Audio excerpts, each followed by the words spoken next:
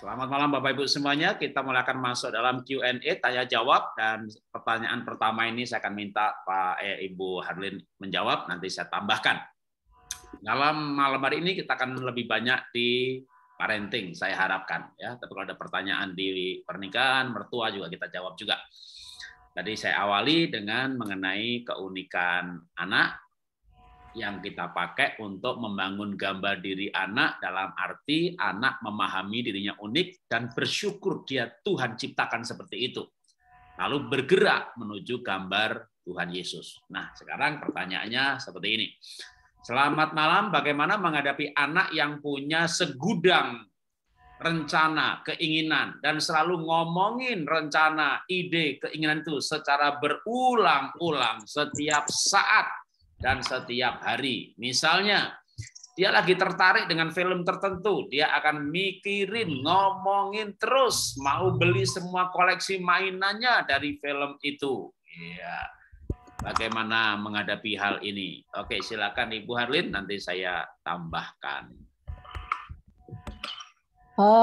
Anak saya pernah juga, dia suka dengan ikon ya, boleh dibilang ikon gitu ya, Avenger ya Pak. Itu punya itu dia barang-barangnya Avenger, mulai dari boneka-bonekanya itu sampai dari yang pahlawannya ataupun kalau boleh dibilang tokoh jahatnya juga ada di dalam. Terus ketertarikan itu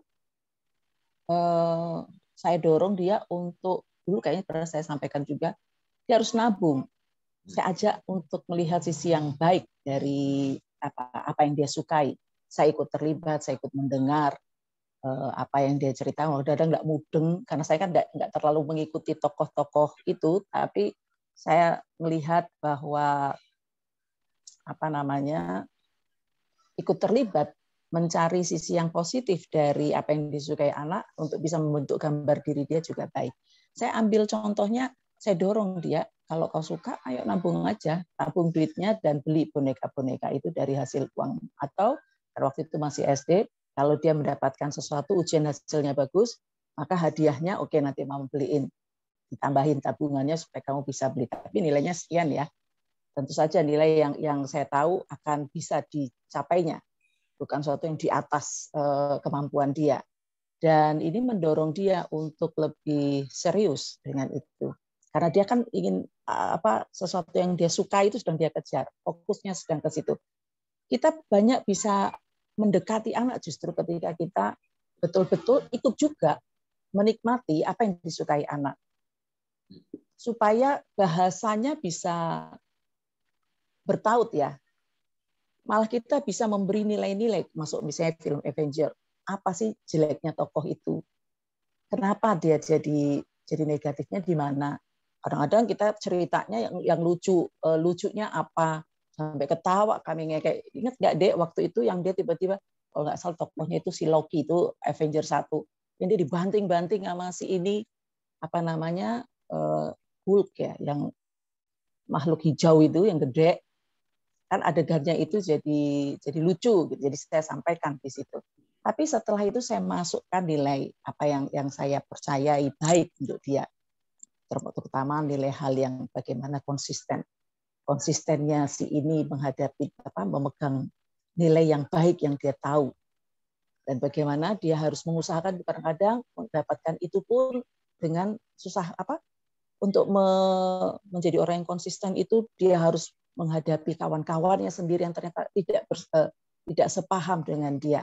Tapi ini dibahasakan dengan bahasa cerita itu ya, sehingga dia memahami, oh jadi kalau menjadi pribadi yang konsisten itu begitu, nggak takut untuk mengutarakan pendapatnya, nggak takut untuk meyakini apa yang dia yakini sebagai benar. Jadi nggak disalah-salahin dulu. Dengan ikut itu banyak hal, banyak nilai bisa kita berikan. Pasti ibu atau orang tua yang bertanya ini ada kadang-kadang bosennya ya, sesuatu yang membosankan.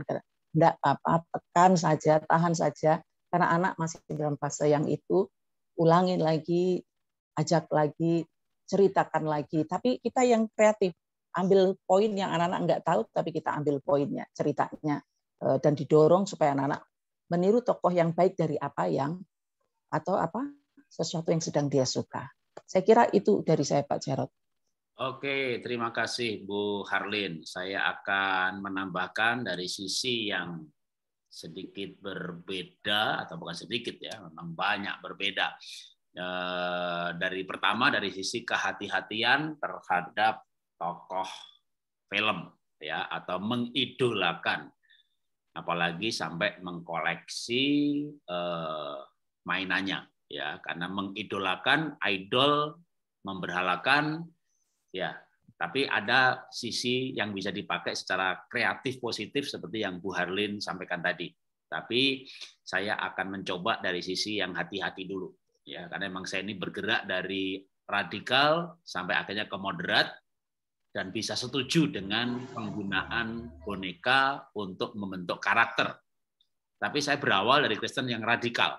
Kalau Anda pernah ingat tahun 85, 86 gitu ya, itu istilahnya gerakan-gerakan barang tumpas. Nah, saya ada di situ ya. Jadi kita punya pelayanan itu bakar-bakarin boneka gitu ya.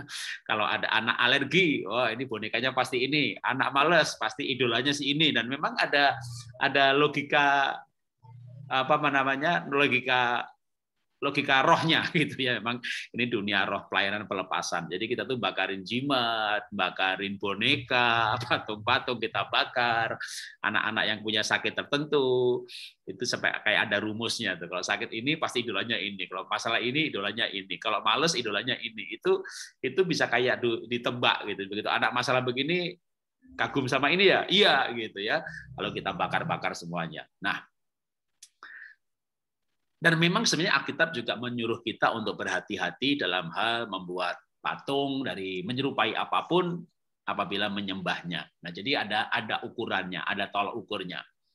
Mungkin dari sisi kehati-hatian adalah ketika saya mulai bergerak ke arah misalnya bisa, karena juga sebenarnya Alkitab itu Musa pun juga membangkitkan iman secara cepat. Tuhan perintahkan bikin ular tembaga gitu. Jadi tidak ditumpas semuanya juga yang namanya patung-patungan gitu ya. Musa itu bikin ular-ularan itu Tuhan yang suruh. Jadi bisa juga itu membangkitkan iman.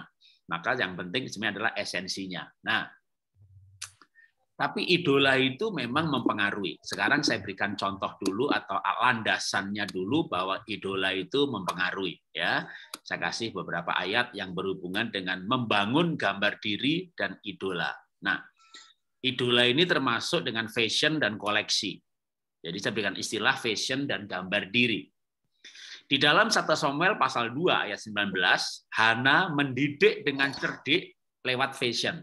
Jadi waktu Samuel masih kecil, ibunya itu sudah ngasih Samuel kecil itu bajunya bukan baju Doraemon, ya memang waktu itu belum ada Doraemon gitu ya, tapi paling nggak bajunya itu baju jubah. Dikasih baju jubah. Nah, bisa dibayangin Samuel yang bukan orang Lewi ini kecil-kecil dikasih jubah, mungkin dia akan ngaca sambil ketawa-ketawa.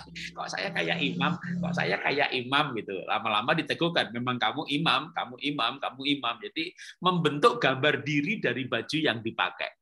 Memang yang benar itu kayak yang Pak Roni Daud katakan, dari dalam memancar keluar. Tapi ternyata luar itu juga mempengaruhi ke dalam. Termasuk baju yang dipakai itu bisa mempengaruhi perilaku. Makanya Ulangan pasal 22 ayat 5 itu firman Tuhan melarang loh. Anak orang laki-laki pakai baju perempuan atau perempuan pakai baju laki-laki. Karena fashion mempengaruhi gambar diri, ya. Nah, makanya kalau mempengaruhi, sekarang saya berpikir ya jangan dibakar semuanya gitu ya. Gimana kalau dipakai membangun gambar diri? Contohnya si Samuel kecil dikasihin baju imam. Ya. Sekarang kita pakai contoh yang lain, kalau bukan baju imam. Gimana kalau anak kecil, misalnya, sebentar, gambarnya, anak kecil dikasih baju tentara, gitu ya. Ya nggak lama lagi dia ambil pistol-pistolannya, main tembak-tembakan sama temennya, gitu. Karena baju yang dipakai itu bisa mempengaruhi gambar dirinya. Maka pakailah baju yang benar, seperti yang diajarkan firman Tuhan. Laki ya pakai baju laki-laki, perempuan ya pakai baju perempuan. Supaya enggak ada nanti yang namanya transgender dan berubah gender ataupun LGBT. Nah, demikian juga dengan gadget. Nah, tadi masuk ke pertanyaan ya, karena gadget ini bukan soal gadget yang sebenarnya, tapi apa yang di dalamnya. Di dalamnya ada idola-idola. Nah, yang kita harus hati-hati. Idola-idola tadi di dalam film-film animasi anak-anak itu memang tidak semuanya okultisme. Tapi ketika kita bisa menyimak anak, mendampingi anak, nanti kita bisa melihat bahwa oh ini filmnya penuh dengan kekerasan. Apalagi kalau zaman sekarang bukan okultisme sebenarnya ya, itu zaman 80-an. Kalau sekarang ini yang paling banyak kekerasan. Transgender. Jadi sekarang ini banyak film yang kalau kartun gitu, itu tokoh laki atau perempuan itu kabur gitu, atau pangeran pergi mencari putri yang diculik. Dan dia pergi bersama dengan adik pangeran gitu. Dalam perjalanan mereka jatuh cinta gitu. Jadi sekarang film-film animasi anak itu film homo banyak banget, lesbi banyak banget, laki sama laki jatuh cinta, dan itu filmnya kartun gitu. Nah, ini hati-hati dengan idola. Ketika mereka mengidolakan film mana dulu yang diidolakan. Jadi orang tua jangan pikir wah itu anaknya nontonnya film kartun aman gitu ya. Apalagi yang film serial namanya My Animation Story. Itu pornografi dalam bentuk kartun.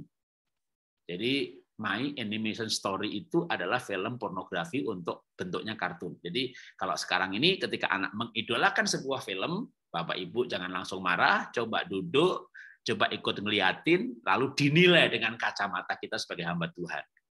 Ya, kalau misalnya tidak ada okultisme, dan sekarang jarang film okultisme, yang paling banyak itu LGBT, itu paling banyak. Film-film mulai dari serial Hollywood untuk orang dewasa sampai untuk yang anak-anak kecil, udah sekarang penuh dengan itu. Ya, laki jatuh cinta sama laki, laki cuma dengan laki-laki, itu banyak banget. Nah, kalau tidak ada hal seperti itu, yang ada tokoh-tokoh kepahlawanan gitu ya, mau Batman yang good man, namanya aja Batman tapi dia good gitu ya. Itu kan film kepahlawanan gitu ya. Nah, orang tua masih bisa menggunakan seperti tadi yang Bu Harlin katakan gitu ya. Yang penting nanti anak jangan sampai malah mengagumi yang si tokoh jahat. Ada beberapa suku bukan beberapa suku ya, ada suku bukan beberapa suku di Papua yang diceritakan sama Don Richardson ya waktu dia penginjilan ke Papua gitu.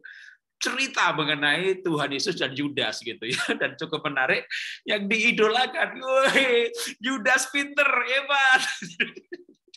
Yang dikagumi Yudasnya gitu, dia tokoh yang cerdik gitu ya, tokoh yang pengkhianat. Wah, Yesusnya bodoh gitu. Jadi rupanya ada budaya di tempat itu mengenai semacam sebuah kebudayaan yang mengagumi pencuri gitu sebagai orang yang berani gitu. Orang menipu itu berarti cerdas gitu. Waduh. Lalu sampai akhirnya Don Richardson ini mencari budaya apa untuk masuk Injil gitu. Nah, ternyata ada kisah mengenai anak perdamaian. Di mana anak pada zaman itu penari yang dipersembahkan untuk perdamaian. Nah, itu dia pakai. Maka bukunya judulnya Anak Perdamaian. Ini juga termasuk cara bagaimana mencari sebuah kisah legenda tapi untuk masuk Injil. Nah, bentuk zaman dulu kayak atau zaman Don Richardson ya pakai cerita legenda. Tapi sekarang kan zaman sekarang kita lihatnya di gadget. Anak kita melihat film-film yang diidolakan. Nah, hati-hati dengan siapa yang diidolakan. Cara yang paling bagus seperti Bu Harlin tadi, ngajak ngobrol gitu ya. Jadi ketika anak ngomong gitu ya, kenapa kamu dengan yang ini? Karena kamu senang ini. Oh, dia keren banget tuh. Kerennya ternyata ketika dia pukul musuhnya, udah minta maaf juga dihajar terus sampai mati berdarah-berdarah. Wah, itu jangan. Jadi dengan ngajak, jangan dilarang dulu ya. Kalau nanti ternyata anak saya juga nonton film yang mulai agak kekerasan gitu ya. Agak tapi walaupun soft gitu ya. Tapi saya tanya gitu ya. Kenapa kamu suka, Ben? Seru sih gitu. Itu film nggak bagus loh. Aku tahu kok, Pak, mana yang bagus, mana yang tidak. Yang jahat ini nggak bagus, Pak. Ini menang terus tapi ini. Tapi di endingnya nanti dia akhirnya kalah kok, Pak. Kejahatan itu selalu kalah sama kebaikan. Itu. Oh ya sudah, dia sudah ngerti sebuah esensi gitu. Jadi dia menikmati itu sebagai fun saja. Tapi dia tahu nilainya. Udah, dia bisa jawab begitu. Saya agak kendor sedikit. Tapi kita harus interaksi, komunikasi sampai kita mengerti selevel mana nilai yang dihidupi dari anak kita, ya. Supaya ketika anak sudah mulai tertarik dengan film tertentu, ngomongin terus, jangan sampai masuk betul-betul mengidolakan. Nah, mengidolakan itu contohnya, kalau contoh praktisnya. Dari kecil Pak, anak saya udah senang boneka itu, Pak. keluar negeri, bonekanya udah belel bau, ya dia bawa diem-diem ya saya keluarin Pak dari kopernya. Waduh, sampai luar negeri ngamuk Pak, nggak mau makan, nggak mau tidur, gara-gara bonekanya ketinggalan. Itu sudah terikat jiwanya. Dalam tahap seperti itu, saya bilang layani pelepasan. Bakar itu bonekanya. Kalau mau radikal karismatik. Kalau nggak mau radikal, nah sebelum sampai level itu, kalau anak punya idola boneka tertentu, kesenangan barang tertentu, sampai bonekanya itu diajak ngomong, tidur dikelonin, segera carikan boneka pengganti sebelum ikatan batinnya terlalu kuat. Sehingga nanti anak akan mengidolakan tokoh yang lain. Nah, kalau bisa dicarikan tokoh-tokoh yang baik. Ya, sehingga kalau yang diidolakan itu tokoh yang baik, itu bisa untuk membentuk karakter. Dulu pertama kali saya jadi orang Kristen nggak pakai bijaksana, udah boneka bakar semuanya. Belakangan saya bikin boneka kan si Happy, si Holy sama si Kid, boneka Happy Holy Kid, boneka yang karakternya bagus. Karena kalau anak mengidolakan, dia mau kayak si Happy yang ceria, dia mau kayak Holy yang juara gitu. Dan ternyata bisa untuk membangun karakter. Jadi sebenarnya kita masih bisa secara bijaksana menggunakan idola anak untuk jembatan membangun karakter anak. Tapi kalau levelnya sudah sampai disembah, itu saatnya untuk memutus tali jiwanya. Ya, nah tanda-tanda sudah terikat.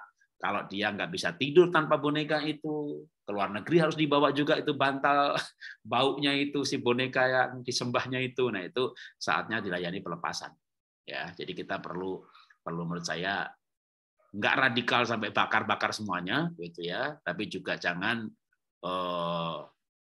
membiarkan sampai anak betul-betul terikat, karena memang batasnya adalah antara diberhalakan atau tidak. Dan itu bentuk berhala itu nggak harus boneka ya. Suami yang memberhalakan mobil itu kan nggak harus mobilnya dibakar gitu ya. Suruh ganti mobil baru aja yang lain. Boneka dibakar, wah ini memberhalakan mobilnya dibakar ya kan sayang gitu ya. Jadi solusinya pun tidak harus main bakar-bakar, tapi yang penting secara jiwa dia tidak terikat dengan hal itu. Ya, oke. Terima kasih. Semoga memberi insight.